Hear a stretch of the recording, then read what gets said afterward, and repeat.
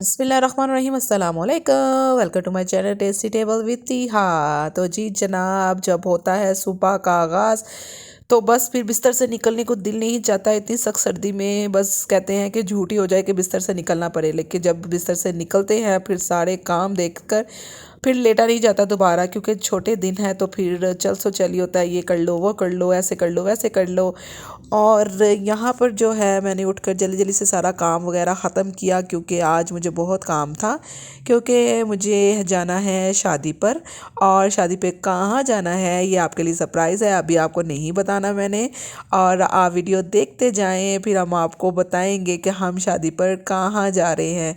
लेकिन जिस तरह की सर्दी पड़ रही है ना, यकीन माने बड़ा सोच समझ कर जो है ना, अब क्या करें, इंसान ने सर्दी हो गर्मी हो कुछ भी हो, अब जो काम करना है वो तो काम करना ही है ना।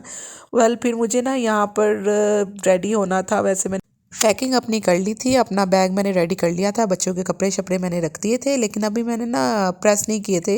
मैंने कहा चलो अभी ना बाइक की तरफ जाना था, क्योंकि उन्हीं के साथ जाना था, सब ने ना सारी बहनों ने उधर ही आना था, तो बाइक के साथ हमने जाना था शादी पर। तो मैंने कहा चलो उधर जाके ना प्रेस वगैरह कर लेंगे। और यहाँ पर भी मैंने जल्दी जल्दी से काम वगैरह किया, बच्चों को रेडी शेडी किया, क्योंकि रास्ते में ना काशिफ ने अपना ड्रेस भी लेना था। तो और फिर इसी वजह से मैंने फिर अपने काम जल्दी जल्दी से ख़त्म किए कि अपने काम ख़त्म कर लूँ।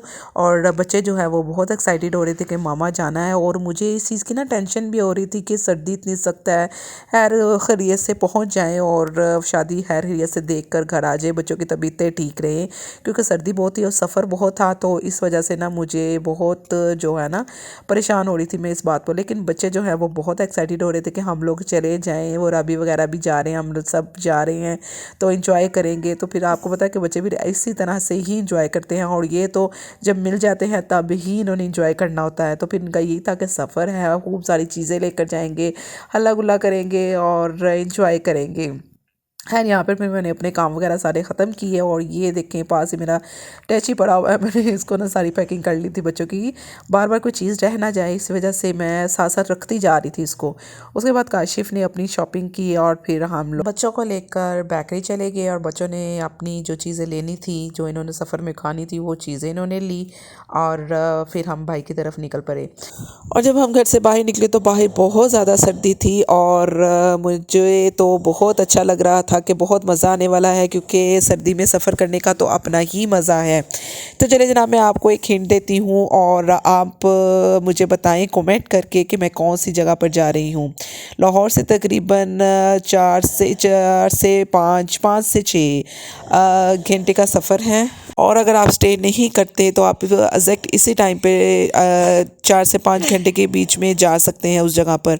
और अगर आप स्टे करते हैं तो थोड़ा सा टाइम ज़्यादा हो जाएगा। तो आप मुझे कमेंट में बताएं कि मैं कहाँ जा रही हूँ।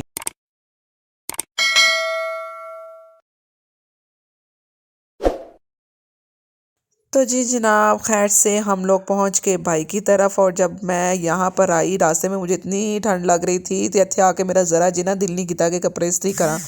लेकिन फिर मैंने हिम्मत की कि यार करना तो है ही है ना, जो काम करना है वो तो करना है। फिर मैं उठ के सारे कपड़े इस्त्री किए, और इस्त्री करने के बाद इसको पैक किया मैंने, क्योंकि मुझे ये था कि वहाँ पर हम लोग जाते हैं तो शादी वाला घर है, तो पता नहीं कि यानी कि टाइम तो ऑलरेडी शॉर्ट होता है, क्योंकि आजकल सर्दी है और दिन जो है वो बहुत छोटे होते हैं इस वजह से। और बच्चों को भी फिर जब रेडी करना होता है तो फिर तो बस अपने आप को टाइम बहुत कम मिलता है रेडी होने का, क्योंकि जब आपकी बारी आती है तब आवाज़ें मियाँ साहब की पड़ रही होती हैं, बस कर दो निकल आओ इतना टाइम हो गया। लेकिन वो इस बात को समझते ही नहीं है कि सब कुछ हमें खुद ही करना पड़ता है। और फिर जो है फिर बच्चों ਨੂੰ ਤਿਆਰ करना पैंदा है, फिर कपड़े शपड़े ਉਹਨਾਂ ਦੇ ਰੈਡੀ करना पैंदा है। आप ਤੇ ਨਾਲਾ ਤੱਕ ਨਹੀਂ ਪਾ ਸਕਦੇ, ਉਹ ਨਾਲਾ ਪਾਣਾ ਹੈ ਤੇ ਤਦ ਵੀ ਆਵਾਜ਼ ਆ ਸਾਨੂੰ ਹੀ ਜੀ ਨਾਲਾ ਪਾ ਕੇ ਕੱਪੜੇ ਸ਼ਪੜੇ ਤਿਆਰ ਕਰਕੇ ਦੇਣੇ ਚਾਹੀਦੇ ਨੇ। ਤੇ जैसे साड़ी तैयार होने की बारी है फिर बस जी इतना टाइम तैयार होने में औरतें ही लगाती हैं। हम लोग क्या करते हैं, हम लोग तो 2 मिनट में मुँह धोते हैं और रेडी हो जाते हैं, चले जी सारी बात ही यहीं पर आके ख़त्म हो जाती है। खैर यहाँ पे मैंने पैकिंग वगैरह कर ली, और मैं पैकिंग करके बहुत थक गई थी और अब लेटने के लिए जा रही थी। तो साथ ही मेरी भतीजी जो है वो गरम गरम सूप बना कर ले आई, और सूप का तो सर्दी में अपना ही मज़ा है।